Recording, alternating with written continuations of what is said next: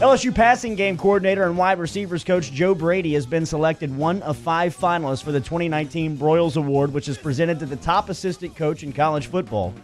The Frank and Barbara Broyles Foundation announced that on Monday.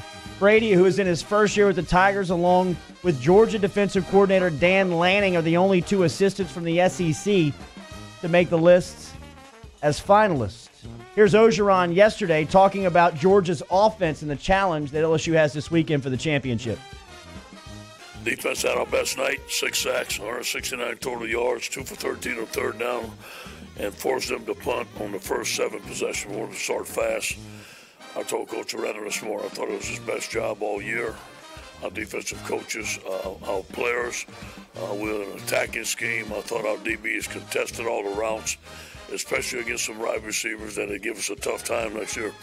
Very proud of our defensive staff and all our players. Yeah, I'm excited to talk to O about this morning, Jordy. But this was the first time all season long where I think I actually had more fun looking at the defensive side of the ball in the post-game film than I did the offensive side. They are getting really creative with this rush group, which is now it's pretty solidified. So it's Rashard Lawrence, Caleb Chasson, Marcel Brooks, and Damone Clark. And they get some other guys in there as well. We'll break it down, but they were very multiple. They came from all kinds of crazy different angles, stunts on top of stunts, and well, the game plan was just to get after Mond and make him make a play, and it worked perfectly. Looked like the Saints against the Falcons. It did. It did. Very similar. Joe Brady, yesterday, Coach Ogeron was asked about protecting his top assistant. We're a step ahead. I think we're in good shape. Joe's. You want that. You want that with a lot of your assistants. You want them to have a lot of success and go on, but we're going to compete. We have a plan in place, and I think we're in good shape. All right, more from Coach Ogeron coming up here on Off the Bench. Jordy told you yesterday. Joe Burrow was talking about his initial meetings with Joe Brady and how those guys hit it off. Actually, one of my best friends from Ohio State, J.T. Barrett, was on the Saints practice squad last year with Coach Joe. And so the first kind of thing I heard about him was from J.T. J.T. called me and told me I was going to love this guy. We were going to be best friends. And that's exactly what it's turned out to be. It's been great for us.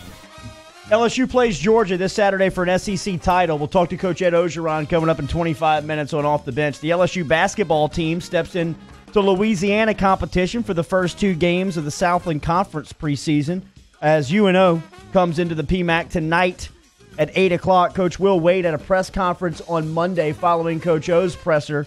He was updating the status on Marlon Taylor. He's progressing well. He's out of his boot.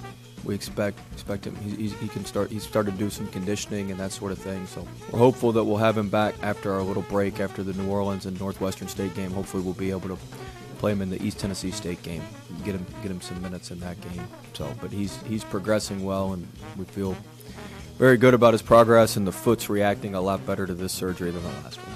Come out to the PMAC tonight for Off the Bench night. That right, 8 p.m. LSUTix.net. Is it 8 o'clock tip-off? 8 o'clock tip-off. Little late tip-off for the OTB boys. Yeah. I was thinking about coming. Yeah, but we'll be there at halftime. Hopefully no recruiting violations by announcing any commitments or anything. I'm not committed yet. Well, OTB night? It is OTB night. I just got to be upfront with everyone, though. I'm cheering for the Privateers. 8 o'clock tip. I got blood. My little brother, Bo Abear, is on Schlesinger's staff over there at UNO, so swords up. Let's go, boys. 8 p.m. tip. Yeah. Will Wade, one more about talking the importance of playing Louisiana teams.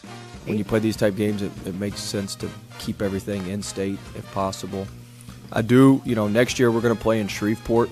We're going to play a game in Shreveport next year, and so I think it is important for us to get around the state, and I do want to play teams around the state. I'm looking at our next voyage will probably be to Lake Charles, and then maybe over to New Orleans, whether it be UNO, Tulane, whoever it may be. But we do want to get around the state because we got fans all over the state, and it's tough for them to get here for basketball because the games are during the week. It's not like football where games are on Saturday and you and come in Friday, you know what's going on. So it's important for us to kind of move around the state. That's why we went to Louisiana Tech, obviously, to help out up there, but get to the Monroe area. We're going to go to Shreveport next year, and then we want to kind of work our way to all the corners of the state.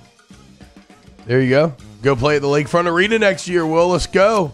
Pelicans take on Dallas to Tuesday night. Tonight, they host the Mavericks inside the Smoothie King Center. Yep, Luka's in town, possibly the MVP. Last night on Monday Night Football, it was closed out. The week was closed out with the Seattle Seahawks downing the Minnesota Vikings 37-30. Danielle Hunter had 5 tackles in that game for the Vikings with a sack and a tackle for loss. Those are your headlines here on Off the Bench on this Tuesday morning.